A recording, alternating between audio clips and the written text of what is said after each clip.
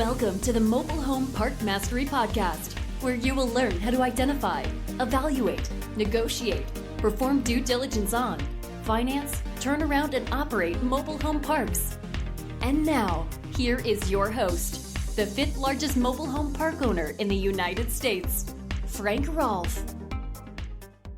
Benjamin Franklin once said that due diligence is a mother of good luck. And he was correct, as much today as he was 250 years ago. In our over 2 decades of buying mobile home parks, one reason we've been so phenomenally good and lucky at always picking winning parks has been the fact that we do very, very thorough due diligence. And anyone who wants to succeed in buying mobile home parks needs to first apply themselves to doing some of the best due diligence that they can humanly do. We're going to go over today 3 action steps to doing good and thorough due diligence. The first one is always do your deal killers first. There are many, many mobile home parks out there, roughly 44,000 of them, and you cannot afford to waste your time doing diligence on deals that have some potential issue that would derail your very desire to buy it. So you want to identify those deal killers first. Seek out the answers on those, and if those all pass, then move on to the more minor items. What are the big deal killers? Well, such items as, does the property have a legal permit? You know, you'd be shocked how many mobile home parks there are out there floating around. They can be large, they can be in large cities, and nevertheless, they do not have the right to be there. When you buy a mobile home park, you're supposed to get a certificate of zoning. What this document from the city tells you is A, what the property is zoned, B, whether you are legal, illegal, or legal non-conforming, which means the same as grandfathered, and how many lots you're allowed to have.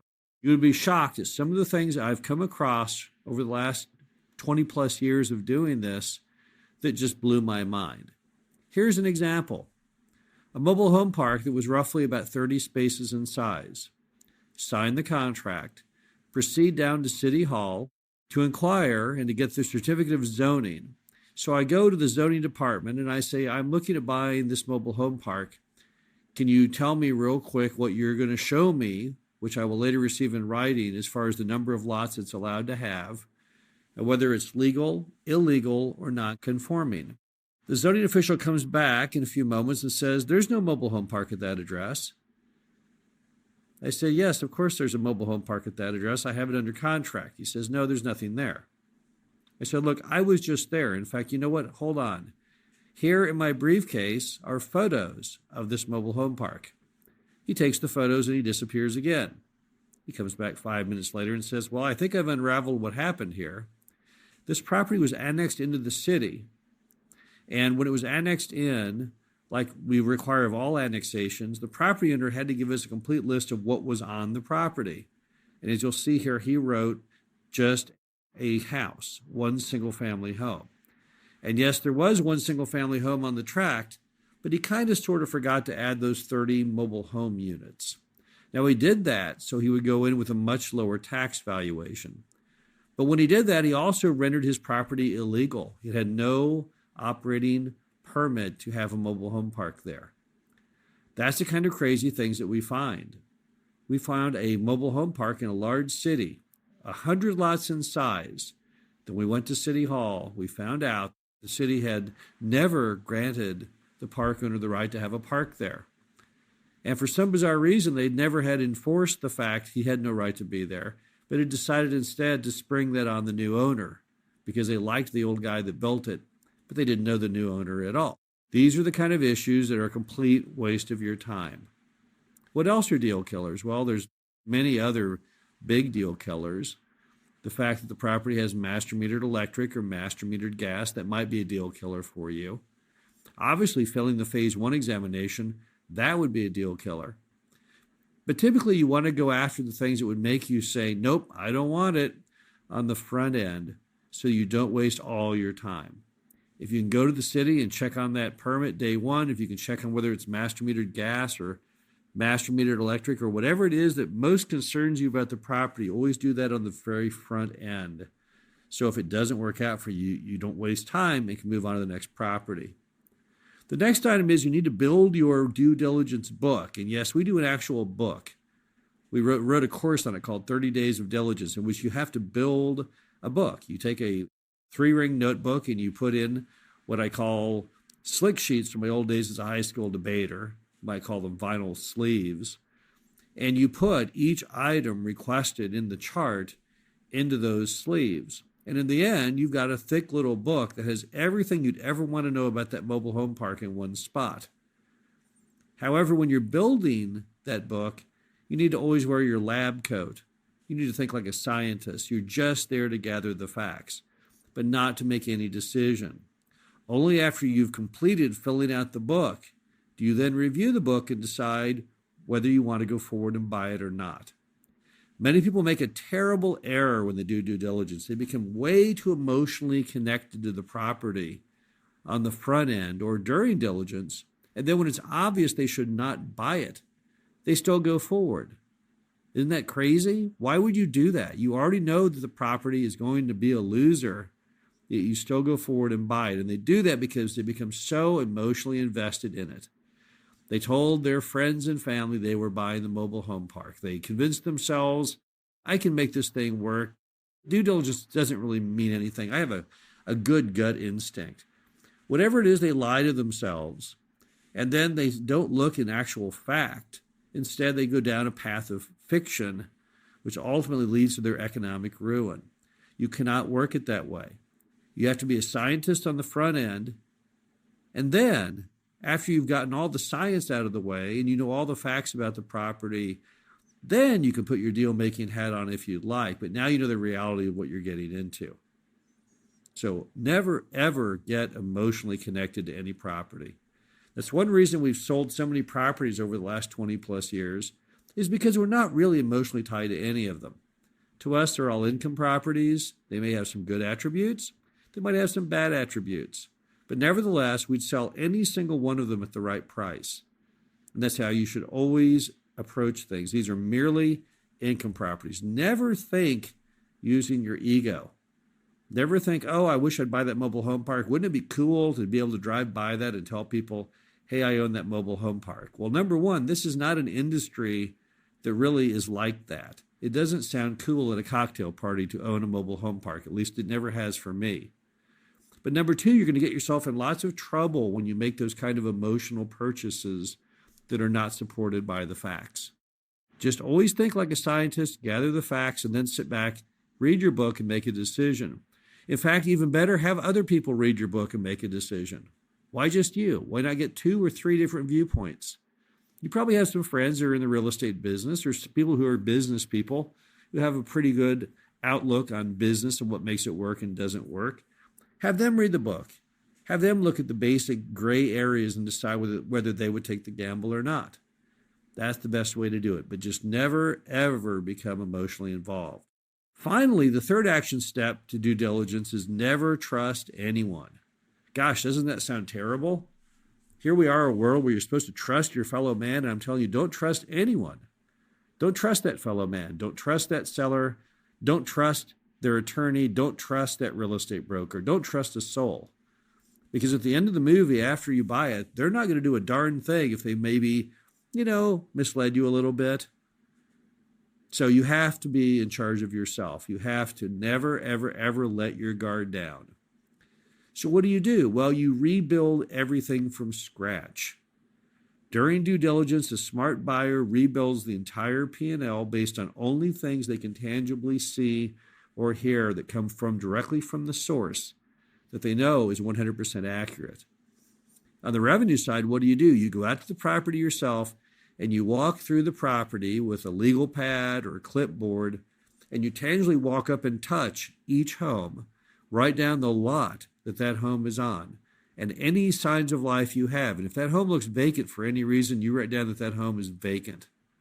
You can then revisit that later with the seller and say, prove to me there's somebody in it, because I don't see anyone in it. You may even ask them to get an estoppel letter. But that's what you have to do. You have to go through and make sure the revenue is what it's supposed to be. If you see someone out in the yard, say, hey, how much is the lot rent here? See another person in the yard, say, hey, how much is the lot rent here? Don't tell them you're doing due diligence. Just tell them that you're interested in maybe renting a lot for your mother-in-law. But try and gather as many facts as you can. Don't just go by the rent roll. Just don't go by the P&L of the seller. For all you know, he cooked those books, and those aren't very tasty cookings. So go ahead and yourself verify everything. On the expense side, what's neat about a mobile home park is you can tie a mobile home park's expenses down to the penny. How do you do that? Well, what you do is you actually call the provider of everything in it and get the last 3 years of the actual cost. For example, if mom and pop tell you, my water bill last year was $12,000, instead you're going to call the water company and say, what were the last 3 years' water bills in the mobile home park? They may tell you $18,000, $17,000, and $19,000, and that's the actual number, not what mom and pop are providing you. In cases where you can't call and get a third-party provider to tell you what it is, get 3 bids. If mom and pop were mowing the park themselves and you're going to have to hire it done, then the best thing you can do is to get 3 mowing bids. Need an insurance price? Call good old Kurt Kelly at Mobile Insurance and find out the actual cost to insure it. Curious on the property tax? Find out the property tax rate per thousand of assessment and then work backwards knowing what you are paying for it, and you can then run the algorithm to see what the tax will actually be. Bottom line is you've got to underline the word got to never trust anyone. Don't trust anyone. It must be scientifically proven to you that every single number is accurate. There was a case years ago of a guy that walked into a Marcus and Millichap office in San Francisco and opened fire, and he killed several people. And they later found out he was a mobile home park owner, and he was that upset about a mobile home park he had purchased and he could not pay any of the bills with. What had he done? Instead of actually doing any of the math himself, he had relied apparently on a pro forma budget that the broker had given him as part of the package, and then assuming it must be accurate, he never had bothered to check it. What a pro forma budget is, it's a budget that a broker will often give you that shows how the property would perform at 100% occupancy. They do that to try and get you excited about what the park could do. But he instead did not understand what a pro forma was and simply thought that actually was the P&L of the property. So in the very first month, he couldn't make his mortgage payment, and he was so mad that he went on a killing spree. The bottom line from good due diligence is that does not need to be you. If you do good due diligence, you will never be put in a position where you're unable to hit your budgets because you built that budget from scratch. There's no more empowering feeling than knowing that you have gone out and single-handedly solved the mysteries of the earth regarding the revenue and expenses on that mobile home park. Sure, you can make some errors in it. No doubt, one day you'll buy a mobile home park and find that that home you thought was occupied is actually vacant. But that's a survivable error. That is something that you can solve. There's typically enough fluff in any mobile home park you buy to overcome little mistakes like that.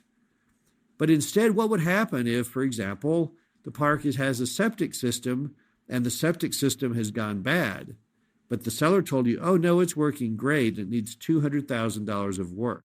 I've had that scenario before with someone who called me up, just called me cold, got my number off the internet. Here's one conversation. They called and said, hey, I bought this mobile home park and the septic's not working. So I said, well, what's wrong with it? Well, the tank is leaking sewage everywhere. Oh, well, did you have this checked in due diligence? No. Well, why not? Well, because mom and pop told me it was working great. Okay, well, clearly they were wrong. Have you looked into what it would cost to fix? Yes. It'll cost several $100,000 and I have no money to fix it. Okay, and then they said, yeah, there's one other problem. The EPA is fining me $10,000 a day for not having it fixed. What an impossible situation this person put themselves into. Not understanding what a septic was, not checking the field, but simply relying on mom and pop. You must never, ever, ever do such a thing. Every single thing that is in that mobile home park, every single moving part, every little widget, every little piece, you must identify and check out to the best of your ability that is 100% accurate. Because if you don't do that, terrible, terrible things can happen. And you don't want terrible things to happen with your investment dollars. And here's the sad part. You'll blame yourself forever because you could have easily avoided the issue, just as that person could have easily avoided that septic disaster had they gone out and gotten a third-party report on it and really given it good due diligence. So again, just remember old Ben Franklin. He was a smart guy. And again, due diligence is the mother of good luck. You must apply good due diligence to any deal to truly be successful. Now, on my next podcast, I'll be going over the 3 action steps of turning around a mobile home park. So I think that should be pretty exciting. Again, this is Frank Rolfe with Mobile Home Mastery. I hope you've enjoyed this podcast, and I'll talk to you again soon. Thank you for listening to the Mobile Home Park Mastery Podcast. Be sure to visit us at mhpmastery.com to subscribe to the show, read our show transcriptions, and access all of our great information on mobile home park investing.